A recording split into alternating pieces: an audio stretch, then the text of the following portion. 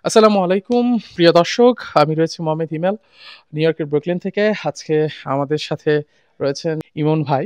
আহ, ওনাকে পেয়ে সত্যি আমি আনন্দিত এবং আজকের যে বিষয়টি নিয়ে আমি যাব সেটি হচ্ছে আইকনিক অ্যাওয়ার্ড নিয়ে।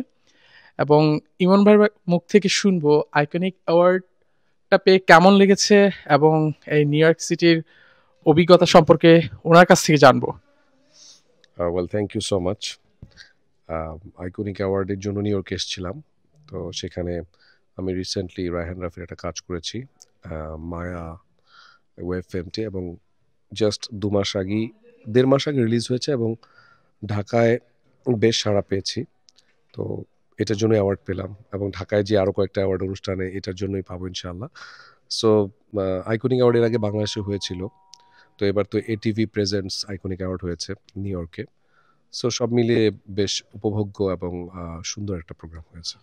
ধন্যবাদ। আমি জানতে চাইবো সেটা হচ্ছে আমরা সবচেয়ে বেশি মানে ইদানিং মিডিয়াতে আপনাকে দেখতে পাচ্ছি বিপিএল নিয়ে আপনি খুব কাজ করছেন এবং সেটি দেখে কিন্তু আমরা খুবই আনন্দিত। ফিল্ম এবং ক্রিকেট অর্থাৎ মানুষের জনপ্রিয় যে জায়গাটা, ইমোশনালের জায়গাটা এই যে আপনারা নিয়ে নিলেন কেমন লাগলো?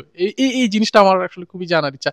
ইভেন সাকিব ভাইয়ের সাথে এই ক্রিকেট নিয়ে কাজ করার অভিজ্ঞতাটা আমরা একটু জানতে চাই। Thank you so much. ক্রিকেটের প্রতি আমার দুর্বলতা ছোটবেলা থেকেই ছিল। আমি নিজেও ক্রিকেট খেলেছি ছোটবেলায়। সো ক্রিকেট নিয়ে একটা ফিল্মও করেছি, বাট আরও বড় পরিসরে ফিল্ম করার ইচ্ছা আছে ক্রিকেট নিয়ে ইন ফিউচারে।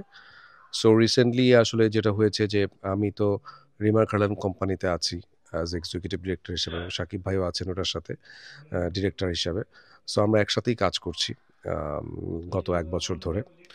সো ওই রিমা খালানের পক্ষ থেকে আমরা ঢাকা ক্যাপিটালস টিমটা কিনেছি, এবং আইপিএলেও দেখবেন যে শাহরুখ খান ছাড়াও প্রীতি জিন্তা সহ আরও অনেক সেলিব্রিটিরা ক্রিকেট ইনভলভড হয়, বরঞ্চ আমরাই পিছিয়ে ছিলাম এতদিন। সো এই উদ্যোগটা সাকিব ভাইও আমি মিলিয়ে নিয়েছি, এবং এর মূল কারিগর ডেফিনেটলি আমাদের মিজান ভাই আছেন। আপনারা হয়তো চিনবেন না, বাট আমাদের কাছে উনি অনেক পরিচিত এবং কাছের মানুষ। রিমা খারল্যান্ড বাংলাদেশের সবচেয়ে বড় অথেন্টিক কসমেটিক্স ব্র্যান্ড, এবং ঢাকায় বেশ জনপ্রিয়তা অর্জন করেছে, এবং এটা রেজিস্ট্রেশন কিন্তু আমেরিকা থেকেই।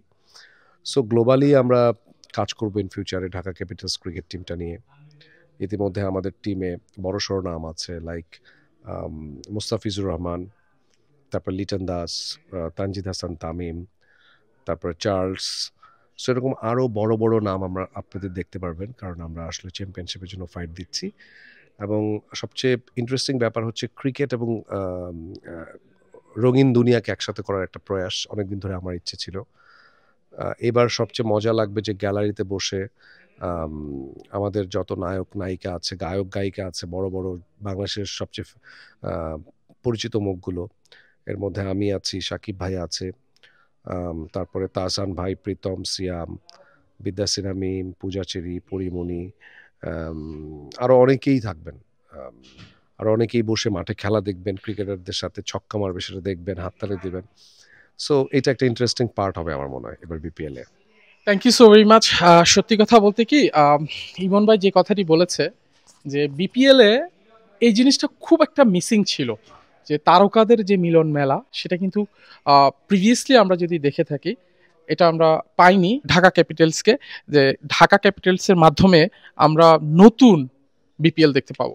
ধন্যবাদ আপনাকে।